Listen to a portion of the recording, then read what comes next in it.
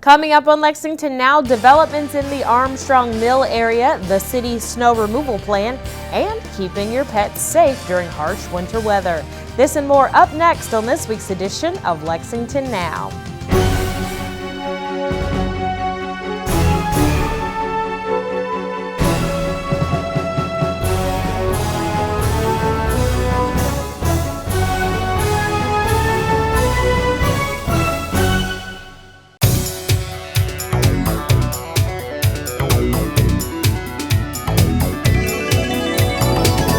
Happy New Year, I'm Sherelle Roberts and welcome to this first edition of Lexington Now for 2016, where we're still taking a look at the news that shapes your urban county government. First off, we start the new year by taking a look at some of the developments that are happening in the Armstrong Mill area.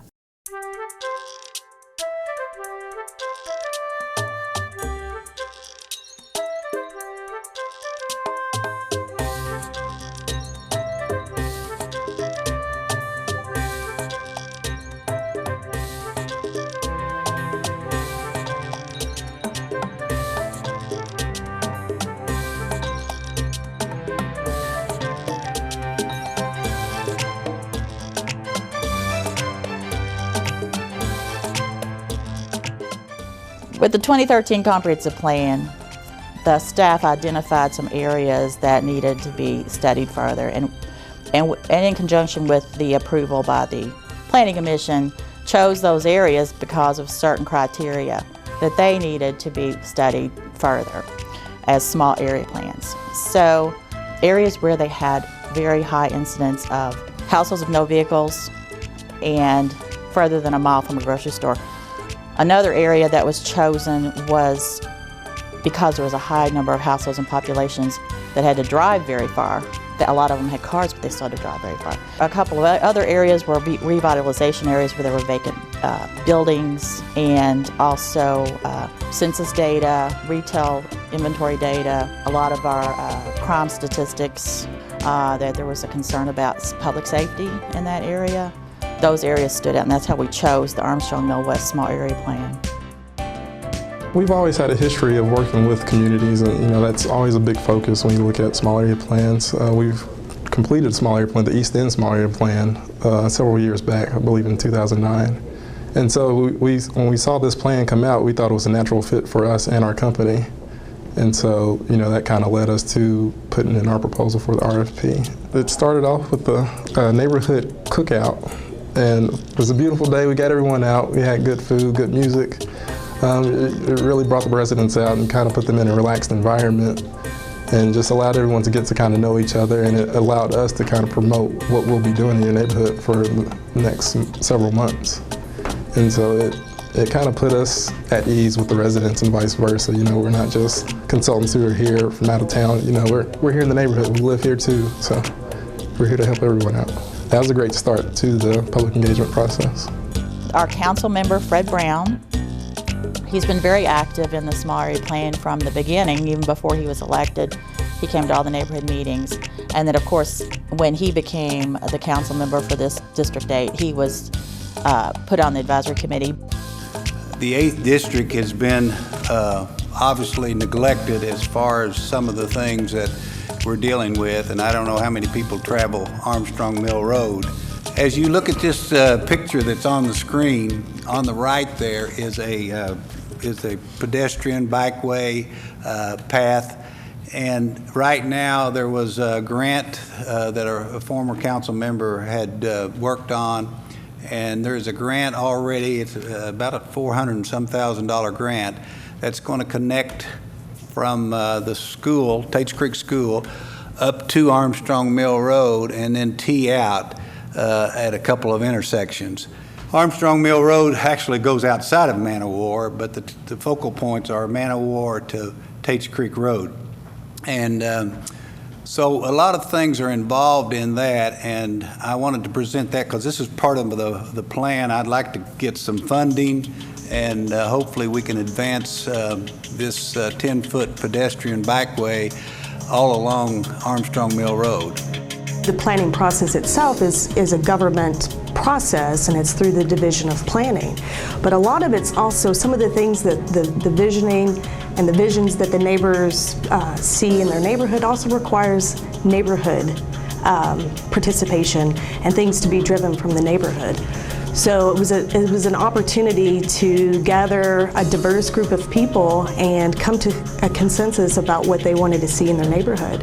And it really was providing a safe, secure, healthy, walkable, family-friendly, kid-friendly, and that was one of the other issues, was that the lack of youth activities. And so it was really about trying to not just think about what we want now, but what do we want in the future? What do residents and stakeholders want to see for the youth that live in the neighborhood?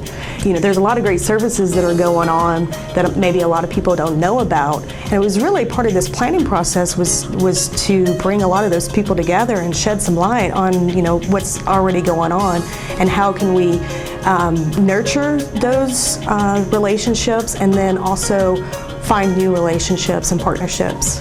And that's going to be an ongoing process, you know, through the implementation, because the planning process was really starting it. It was initiating, you know, trying to bring up some of the issues and solutions, but then it's going to require a lot of different people, a lot of on the ground work from the neighbors and the neighborhood associations, and they're a big part in this, into bringing some of the implementation strategies to life.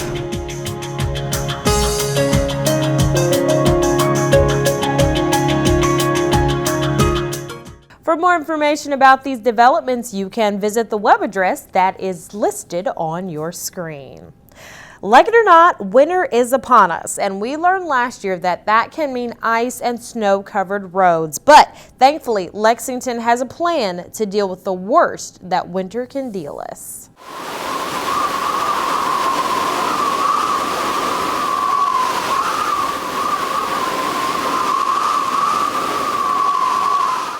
Please help us help you. Hi, I'm Catherine Minton. The objective of the Department of Environmental Quality and Public Works Snow and Ice Control Plan is to provide winter roadway safety to you, the traveling public, in the most reasonable, efficient, and effective manner.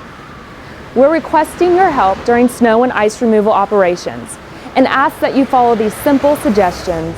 Please limit travel during storms to trips that are necessary. Once roads have been plowed and salted, the potential for accidents is greatly reduced. Please park your vehicles in your driveways and off the road. If you must park on the street, try to park on one side of the street only. Parked cars hinder the speed and efficiency of our snow removal operation. Parking bans may be in effect. Vehicles may only be parked in authorized areas. Vehicles parked in unauthorized areas may be towed. Snow plans are designed to remove snow from the roadway to the edge of the road. It is likely that the plow will leave behind a window of snow in front of your driveway. Residents are responsible for removing this snow.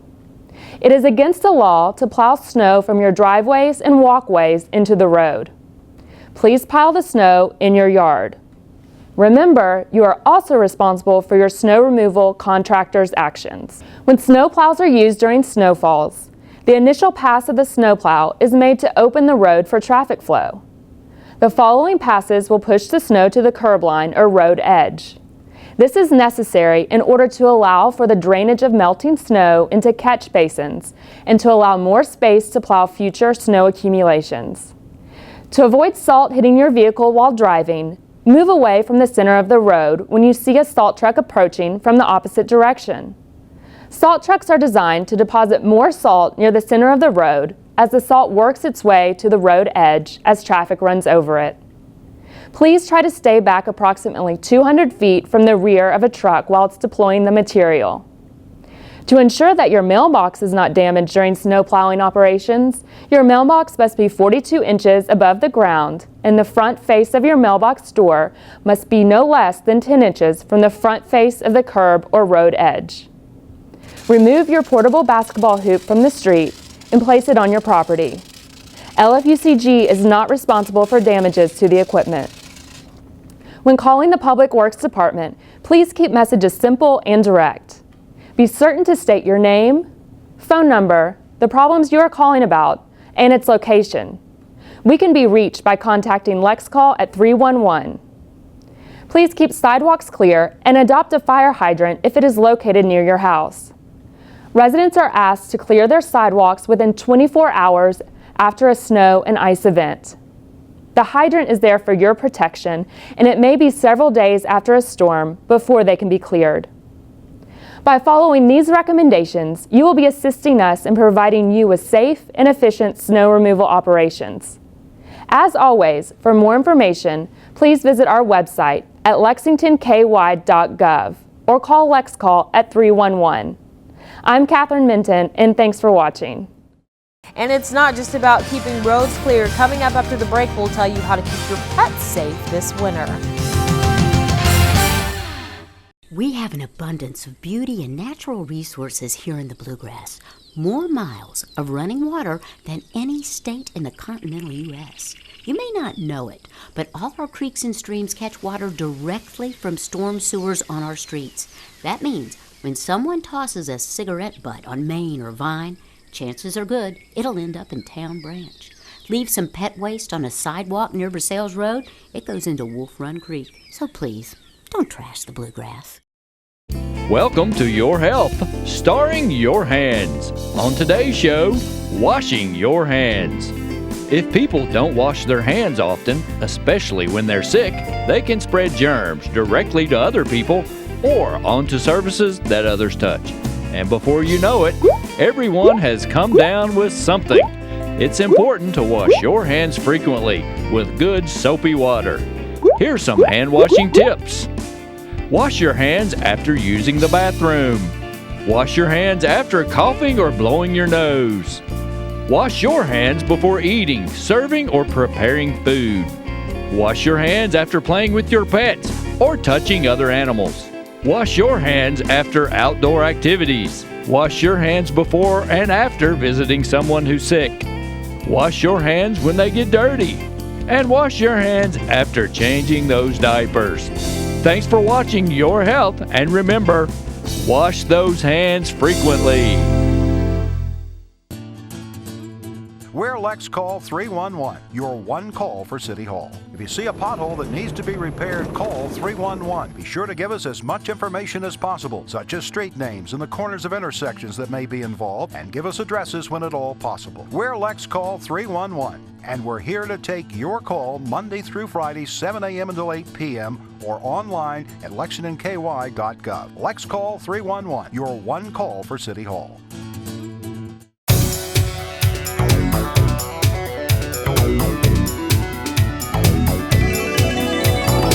Welcome back to the show. As winter descends on central Kentucky, there are some special precautions that you should be taking to make sure that your pets stay safe during these brutally cold months. How about it's cold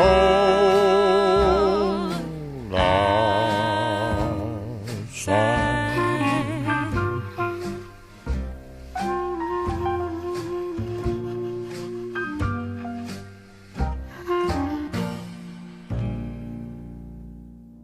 I'm Officer Timothy Brown, the Public Information Officer for Lexington Fed Animal Care and Control. And today we wanted to show you exactly what it is because we do have the cold winter months coming up. So we want to show you the proper way to care for your animal if you're going to be leaving them outside. Because most people consider pets, part of their family. So, we would recommend you bring it in at all costs. But there are certain situations and breeds that people might want to leave their animals outside. So in this situation, this is exactly what we're going to show you the proper way to leave them outside. Okay. All right. So the first thing we're going to do, we're going to check to make sure the dog has food and water. All animals in Fayette County have to make sure you have fresh water provided for them at all times. So this is a fresh bowl of water. If it freezes over or something like that, then we have to make sure that we actually remove any frozen water and provide the fresh water for them. We got some food as well, just to make sure that the animal has its nutrition. Then if we go over here towards the shelter, this is a proper shelter because it consists of 4 walls. It consists of a roof and a floor on it as well. And then inside, we're going to make sure that it has the straw, hay, or wood shavings. And as you can see, this has the straw. So And then you want to make sure that you provide a good type of shade for the animal. So a tree, the side of a house, or something like that where it's well constructed and it's keeping the elements away from the animal, rain, thunderstorm, anything like that. That's what we want to make sure that we are trying to eliminate those type of risks from the animal. And this is it. I mean, and then pretty much we've got a good surrounding so that just in case it does rain, there is no mud creating around the animal's housing. So this is the exactly type of shelter that we, the outside environment that we would, recommend every person who's going to be leaving their animal outside to be in. We try to refrain from removing animals on the first time because we definitely want to educate. That is our main focus, is to educate the people and let them know that this is the wrong thing, and so then we're going to try to do a corrective action, which would consist of a recheck. So an officer would come out, if we feel that it is not the proper way to leave an animal outside, we're going to address the issue while we're there, and we're going to educate them and let them know that this is not correct, and then we're going to do a recheck. And the recheck would consist of, if it's, it just depends on the situation. If it's a dire need where we need to go ahead and remove the animal, sometimes we might have to make that decision with prior approval to remove the animal. All this information is on our website, which is www.lfacc.org. As well, all the city ordinances are on the government website. You can call us at 859-255-9033.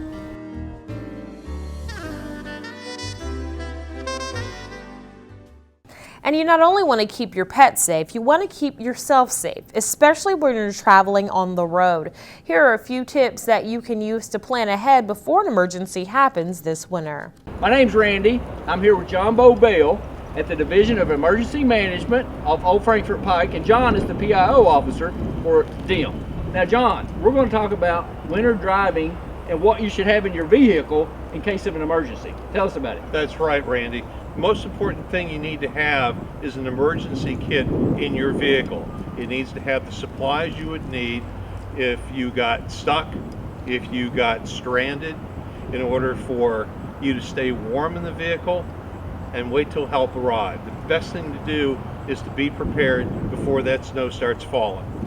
And we're going to go over those in just a moment.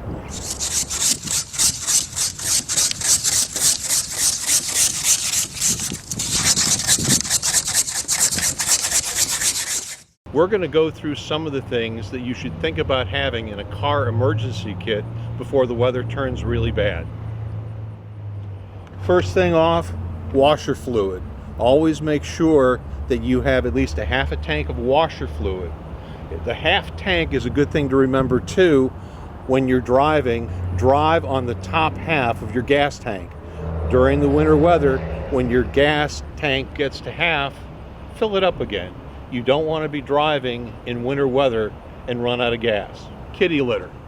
Kitty litter is a great thing to put in your trunk or the back seat of the car, because if you're dealing in icy road conditions, you get stuck on a driveway, you get stuck on the street, kitty litter will restore traction to the tires and will let you get moving rather than just spinning your wheels. Also in an emergency kit, an ice scraper with a snow brush. I like the ones that have a long handle so you're not having to bend over the car and get all snowy while you're scraping the windows or taking snow off of the roof. It's important to remember too that if it snows and your car is outside, clear off all your car, just not a little window in the windshield so you can see out. Clean your entire car. That's important for safety. Family emergency kit's important for the house, but even a little car emergency kit's important too, because inside this you'll have another scraper, a pair of work gloves, and it's always a good place to put another car charger for your cell phone. If the power goes out in your house, you can charge your cell phone from the car dozens of times, and by that time the power will go out and you'll still be connected to emergency information. Those are neat little kits, John. Where can you get those? Those are available at most discount stores, grocery stores, and occasionally we will do special promotions and give them away.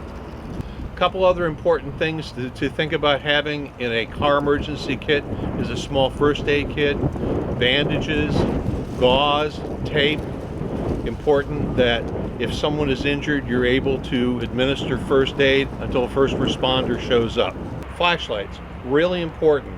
Put extra batteries in your emergency kit and check it every so often to make sure the batteries actually work. Also in your emergency kit, a good thick blanket.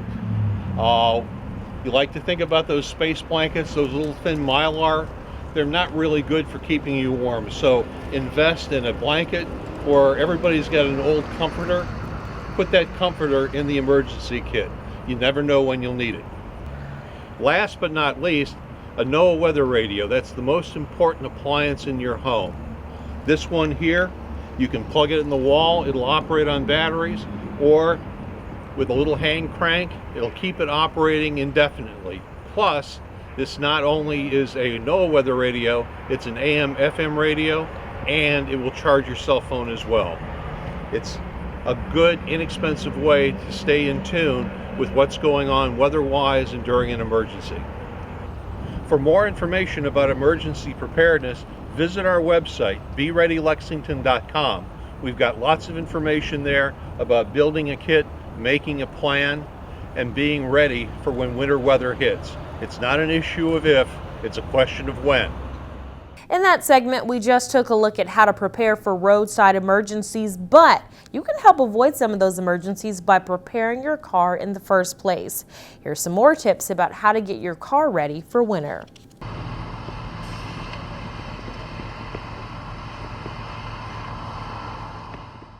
Hey everybody, I'm Randy at GTV3 and I'm out here at the Division of Emergency Management with John Bobell, or as we like to call him, JB at the office. That's right. But we're going to talk to you about winter safety tips, and he's going to talk to you about taking care of the engine. Well, taking care of the whole car and the engine is really important during the winter time, because it's when it gets cold. A lot of things happen that you don't want to have happen when you're driving down the road, especially when it's snowing or it's icy. So right after this, he's going to take us through some things on the engine and the vehicle. Mr. Grinch, you're a bad banana with a greasy black peel.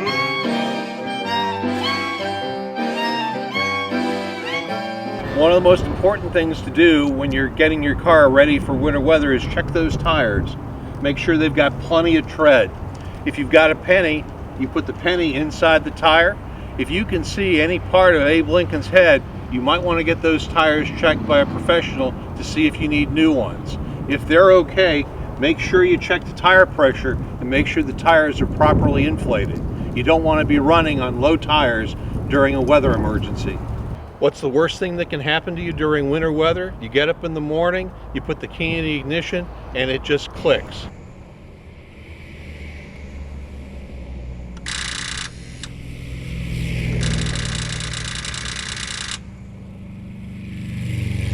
It's important to have your battery checked before winter weather and that cold weather sets in.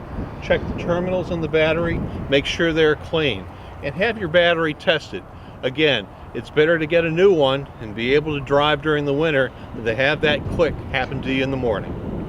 It's important to check your car's fluid levels, the oil, the washer fluid, the brake fluid, the power steering fluid. Make sure they're all at proper levels so your car runs well during winter weather. Now that we've checked the engine, a couple other things to check in the car. For example, your wiper blades. If you haven't changed these in a while, you need to think about getting new ones. They're not that expensive, and most auto repair stores will install them for free. A bad set of wiper blades just means you get streaky windows and you can't see during bad winter weather. Another thing to check, headlights, taillights, directional signals, make sure they're all working.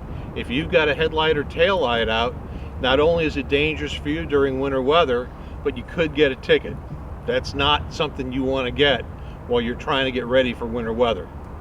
One more thing to remember is make sure the horn works, and make sure you have your brakes checked by a qualified professional. That may not be something you can do yourself, but it's important you make sure your brakes work during winter weather, when it's going to take more time to stop that vehicle. For more information about emergency preparedness, visit our website, bereadylexington.com.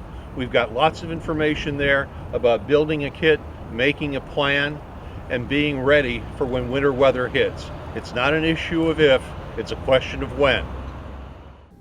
Council is on winter break, but there's still plenty happening here around the urban county government. Here's a quick look at what's on the schedule, but for a complete listing of meetings and events, you can log on to the city's website. You know where to find us, lexingtonky.gov.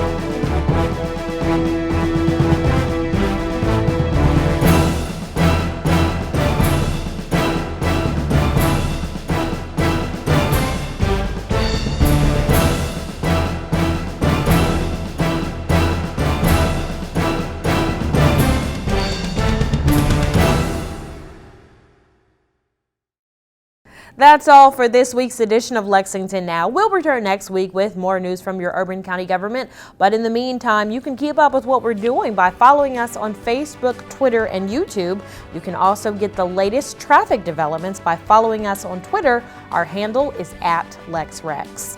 For the staff and producers at GTV3, I'm Sherelle Roberts, and that's it for now.